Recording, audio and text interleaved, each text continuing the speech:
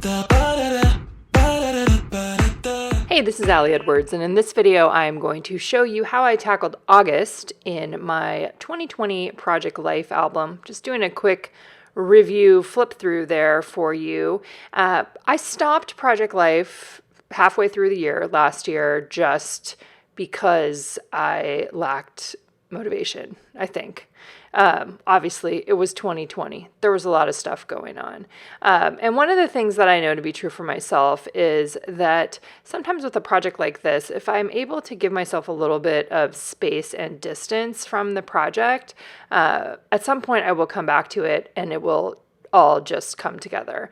I did try to work on this one in particular, August in particular, and you can see I have lots of photos that were printed out and just sitting here in the album, actually. I'd started the process and I think I tried on multiple occasions, actually, to start working on it, and either was lacking motivation or inspiration, or just didn't feel like it was coming together in the way that I wanted it to come together, and not in a perfectionist kind of way, but just more in it just didn't feel right. So, reminder to you that sometimes when you sit down to work on something, you may lack motivation, like I did here, or it just may not be the right time for the story that you are trying to tell. And I think that that's totally okay, right? There's going to be an ebb and a flow for lots of things.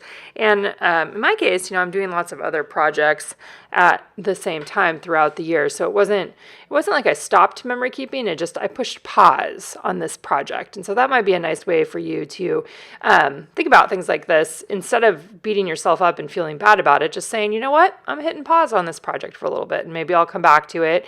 And maybe I won't. I felt totally ready to just walk away from this for a significantly longer period of time. But the other day when I finished up the other projects that I needed to do for the story class content, I looked over at this album that was sitting on my one of my shelves, and I was like, I feel like working on that today. So that's what I'm doing. I am going in. This is, again, 9x12. This is monthly Project Life, which is what I did 2019, 2020. Or what I embarked on in 2019 and 2020. So most of the time when I am doing these, I have 9x12 page protectors, and then I have some sort of insert on the inside. Some sort of an insert that can hold more photos, that can hold longer stories. Kind of just depends on what's going on, obviously. But in this case, as I flipped back through some of the other months that I did in 2020, one of the months that I noticed was one where I had corralled a bunch of my journaling from Instagram. So yesterday I went back on Instagram on my desktop computer here and just copied and pasted any of the stories that were family-related stories that I had shared on Instagram in August. Copied and pasted them, and then I'm going to print them out here in a minute. You'll see on the 6x12, the back of the 6x12 photo, as well as on a couple of 4x6 journal cards. At this point in the process, I'm still kind of just arranging my photos, right? I'm working with the 2020 August Stories by the Month kit. That kit is sold out now. It might be available when we have past kit sales, but we do have the digital version available for you if you like the designs and some of the products that I'm using. That's pretty much all that I used for this one. And I had a lot of photos. So this one is definitely photo heavy. I had printed out all those 3x4 photos and the big 6x12 there in advance. I had also cut out a bunch of 4x4 photos, and I can't really remember why I cut them to 4x4 or cropped them to 4x4 when I was printing them out. Some other idea that I had at some point in time, but you'll see how I adjust those here. So I started off by using one of the 3x4 cards and cutting out the label shapes on the 3x4 cards that I'm going to put on top of a couple of photos. You can see where I had started by using a digital version of these labels on top of the photos. So that's something that you can obviously do and then print from Photoshop or print at home with the labels already on there and the journaling already on there. Because I didn't have a 3x4 photo with the third label on it, I decided to just cut them out and then cover up those ones that were printed. It's the same size, but cover them up that were actually printed onto the photos themselves. So it's bringing a little bit of the physical products on here, and it's mainly because I don't remember why I did that in the first place and what the third one or the third photo was supposed to be, because I only ended up with 2. So this is also a good reminder that sometimes you work on a project and you do some of it, right? You start it, you go down a certain path. When you come back to the project, you can change your mind, right? You can do things different. You can reprint your photos. You can grab different products than maybe you had originally, or maybe you have a new idea. I mean, I think you don't, just because you started out in one direction doesn't mean you have to finish that way. I think giving ourselves a little bit more freedom for that is awesome. I'm using a 1-inch circle punch here to punch the round, or create the rounded portion on those labels. It's not exactly the right size, but it worked fine for what I wanted it to do there. I end up adhering those labels onto the photos and then using my tiny attacher to staple them on there, which just gives a little bit of extra texture. You don't have to use staples, of course. I pulled it up and then stuck it down again. And this is one of the things that I always hope for when I share these process videos like this, whether it's Project Life or any of the other projects I do, is that I make mistakes all the time. Like, I spend a good deal of time reprinting things or cutting things out again. And you'll see that in this one too. I got a couple different times where I reprint the journaling. You're also going to see that I dated everything 2021 because that's what year I'm living in here. And I didn't reprint the journaling before I took the photos and did all the editing and everything. I actually didn't notice it until I was starting the blog post. So you're going to see it's a 2021. It's actually 2020, and I am going to go in and reprint the journaling because it was easy. It's going to be easy for me to just reprint it. And you'll see a little bit more about that as we go along here. So I am using the 9x12 page protectors that include 3 4x6 slots and 3 3x4 slots. Those are the kind of the outside pieces of the sandwich, and then the inside piece or the insert there are 6x12. So there's the full page 6x12, and the other one is actually a 9x12 that I cut down to 6x12 that fits the 3x4 3x4 photos there. You'll see that in a minute. So I'm pulling out some of the cards, kind of trying to decide are there other journaling cards that I want to use? What do I want to do on this last page? How am I going to incorporate those 4x4 pictures? Just basically kind of trying to think it through and figure out what's going to be the best solution for me today. The reminder there is the question is, what is the best solution for me today? Not what is the best solution of all time for sticking these photos in the pockets, right? But I do lay things out. I do kind of play around with them, especially because I had already had these 4x4 pictures that I'd already cropped. Like I said, I can't remember what my original intention was for them. So I decided that I'm just going to figure out a way to make them work this time. I also added some Avery Index tabs along the outside edge of the inserts. That's definitely something that I have done for years in Project Life, and really anytime I have a page that is not the same size as the main large pages, I just like having something to grab, something to turn the page with. So I usually will put one of those on each of the inserts there. All right, so now we're getting to the part of the process where what I did was I sat at my computer, I went on Instagram on my desktop and looked back through my photos that I shared on Instagram in August and simply copied and pasted my text, the text for those photos. So when I copied and pasted the journaling, I noticed right away that I had more than was going to fit on that 6x12. And so what I decided to do was pull out some of the longer ones, or ones that felt longer, or ones that I had a photo to go alongside of them. I printed those out on 4x6 canvases so that they would be able to fit into those other 4x6 slots there, one on the first page of the spread and then two on the other page. And then I took two of the 4x4 photos that I had cut before and just trimmed them down to 3x3 or 3x4 so that they would fit in there and go along with those. So right now I'm kind of looking at, I want to add something to the top of there. Maybe I can take one of the photos, one of the 4x4 photos. I also reprinted the journaling because I wanted the type to be a little bit smaller and be the same size as the type that I used on the 4x6 journaling cards. For paper this time, I'm using an Epson matte presentation paper. This is not the thick version of that. This is a thinner version, which I find works totally fine anytime I'm doing something in the pockets, right? It doesn't have to be super thick cardstock. It can just be a nice matte sort of paper and a weight that you like. So to add up to the top, I'm adding one of the triangles that was in the August Stories by the Month kit. I think it just says the story or this month or Love August or something like that.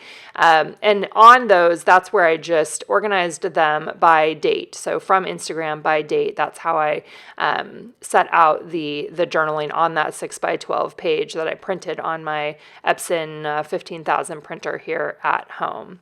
So going ahead and sticking some of these things in the pockets, using some of the stickers from the Stories by the Month kit. It had some cute little banner style stickers in the same bright, happy color scheme. I can definitely tell you that working on this spread in February, when it's really gray and cold and rainy, and seeing the blue sky and all the flowers in the pictures, actually made me feel really good yesterday, and that was kind of a nice reminder that we can revisit, right, these different times in our lives through the stories that we choose to go back and tell.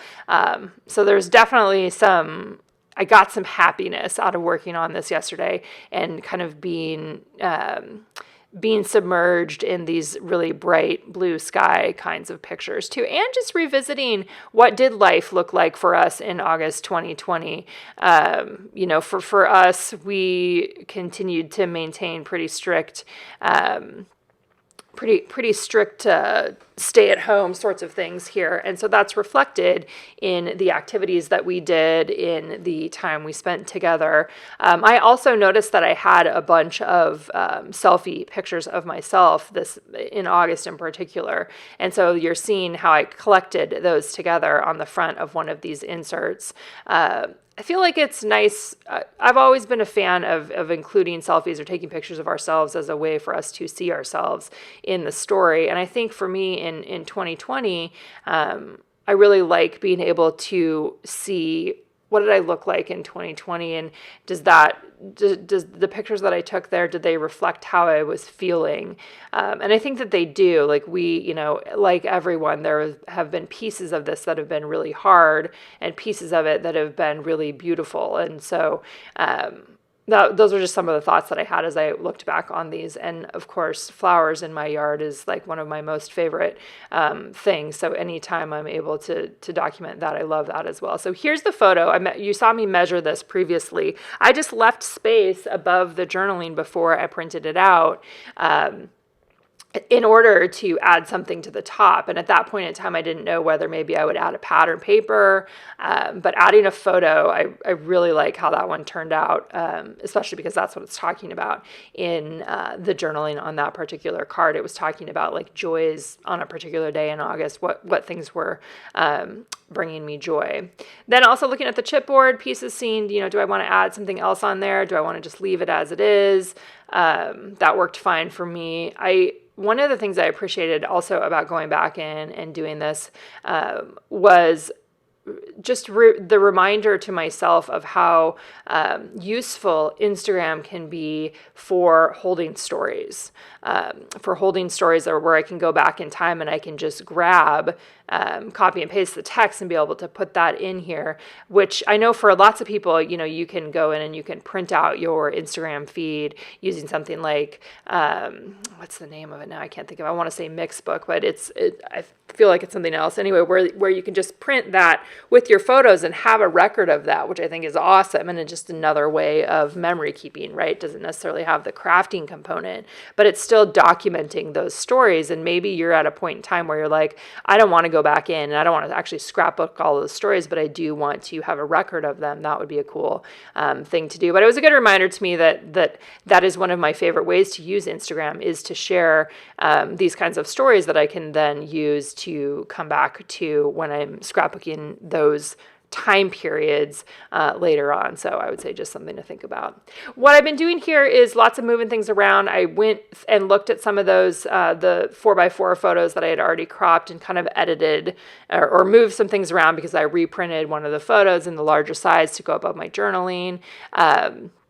Just moving things around. Again, and the reminder here at this point in the process is that there isn't a right or a wrong way to bring these kinds of stories together, right? And I am not, when I do a monthly project life spread like this, I'm not trying to capture every single detail. I'm not including every picture that I took in August. I'm really going more for kind of an overall, what was the overall tone? What was the overall sentiment, feeling, whatever of this point in time. That's kind of more of what I'm looking for. So pulling out some of the chipboards, figuring out which one I want to add on there, thinking that the circle one felt good in terms of adding it onto one of those little starbursty pattern shapes that were there in the kit. You could see that that was a pattern card that I added onto the top. That's another place where I could have added a photo there instead of the pattern paper, but I already had the photo printed in a size that I was able to trim down and put into that pocket. So then I need to decide, what do I want to do with the journaling here on the bottom? Did I just want to add a little bit of a pattern card, which is how I started. And then I had tried something actually previously that I didn't end up using, where I used Illustrator for one of my journal cards, and I was actually placing a circle in the middle of my text. In Illustrator, it's called text wrap. In Photoshop, I think it's also called text wrap. There's different things. You should Google it if you want to try doing something like this, depending on what your program is. But in Illustrator, it lets you create a text wrap around a shape. So I put a circle shape in the middle of my journaling so that I could either stamp on the inside or add a chipboard piece or something. My initial thought was to use the August Memories stamp, and that's what you're going to see me do. I was trying to play around with one of Tim Holtz's inks there. It's an archival pink ink, but I had blue on the stamp before, and I think I just didn't like how it turned out. And there's my spoiler before I even stamp it. I think I would have liked it better if I wouldn't have screwed up the inking. I thought I had wiped off the blue before I put the pink on top. So what I ended up doing was I went back to my computer, I reprinted it again because I wanted to have the circle be a photo. So there's my photo, the 3x4 one. I'd already put it in a pocket. I'd already added on a sticker to the top, but I decided that didn't matter to me, and that I was just going to punch out or use my circle punch to punch out that photo and then place that on the inside of the journaling. It worked with that particular photo because I was far away from them when I took it, but the punching of the circle was just a little bit too, the circle itself was too small. I didn't have the next size. So anyway, this is what I ended up with. This is where you can see that I reprint things, right? And for me, this is a big piece of, having printers here at home that I have access to that make it easier for me to change my mind and to move things around and to say, wait a minute, I don't like how that looks. I'm going to redo that. And I really, I don't try to spend a lot of time doing that, like redoing or, trying to make things perfect, but I do have some options available to me. And depending on how much time I have, I can make those choices for myself. So that took away the 3x4 card that I was going to have in the bottom corner there. So I am trimming down one of those other 4x4s to a 3x4 to be able to slip into that pocket. And then I added another one of the banner stickers there. You can also see that I have one of the 4x6 journaling cards there that invites what are the things that I'm loving about August. So that was definitely something that I'm planning to write on there in a minute. I adjusted this part because I felt like I wanted the that story with the circle to be on the top. Something about the weight of that card felt lighter than the journal card with the pattern paper on the top. That's just me. I usually like to have things that are lighter on the top of the page. But even now, like as I'm looking at it right now, it would have been fine the other way too. These are my in the moment decisions. I went back and forth with having that August memories card in there. I kind of wanted to add in this other photo. I had a couple other photos of myself, one with the really big dahlia flower there. So I ended up pulling out the August memories and then cutting off or trimming off the top of one of those 3x4 journal cards that said this month, and went back and forth a little bit about, okay, which one am I actually going to put this on, and where am I putting this photo versus that photo, and those sorts of things, which, again, these are the things that in the end are not that big of a deal. They become personal preference, right? In terms of where do you want to put this thing? How do you want to cover up part of it? And what I did is I decided I wanted to make that card longer because I knew I could trim off the top so that I was able to put this on the bottom and it didn't have to cover up any other parts on the top, if that makes any sense at all as I'm saying it. But yeah, there you go. So trim that one out, and then I'm going to grab my rolling date stamp and add 20. I did get the 2020 right on this card. It's just on all of my journaling. It was wrong, but you can see how it would be easy for me to reprint the ones that had the date on there and just slip those back. And actually, that's on my list of things to do today. And also, if somebody was to encounter this project, the outside of the album says 2020. Every other spread in their references 2020. So I think we would probably be okay too. So really like how this one started coming together there. Definitely simple in terms of embellishing, just using the things from the kit, the stickers, the chipboard pieces, and definitely not feeling like I needed to over embellish on this particular project, because I really did focus mainly on the words and the photos, and then having the bright pops of color from the products really, I feel like, support the photos there as well. Then on this part here, I just wrote a few things that stuck out to me from August after reading all the journaling that I had written in the moment that I was able to add into the project there. I finished up that journaling, added in some lines because I like underlining things. Loved adding in a little bit more of my handwriting there. So we have some handwriting on the first page as well as handwriting on the last page of the spread there. Like having a little bit of both of that, of that paired with the typed journaling, which absolutely 100% helps me tell more of the story. And then I added on these little, the Avery index tabs that you saw me talk about before. There was a stamp set or a stamp on the stamp set. The Stories by the Month kits come with a 3x4 stamp set. And I think this one said like moments and memories or something like that, stories and memories. And I just did the same stamp on each one of those, the labels that get slipped inside of those index tabs there. All right, so let's see, what else did I do to wrap this one up? Just kind of assessing again, like, do I like the placement of everything? Looked a little bit at that yellow quote card. Did I want to move it over a little bit? I considered moving it in towards the spread, which is probably what I do right here. Yep, moving it around. Just felt like it felt like it was in the right spot there by separating those two photos from each other. Just felt a little more balanced to me as I looked at it. I can definitely tell you that I feel really happy that I completed this one. I'm not ready to move on to September yet, but that will definitely be something that I will pull out again at some point here in the future and keep working on this when I feel the motivation. Still don't feel like I need to start this for 2021, but we'll see. We'll see. I mean, I definitely it's still a style of memory keeping that I enjoy, and I really loved being taken back in time. Let me know if you guys have any questions in the comments below.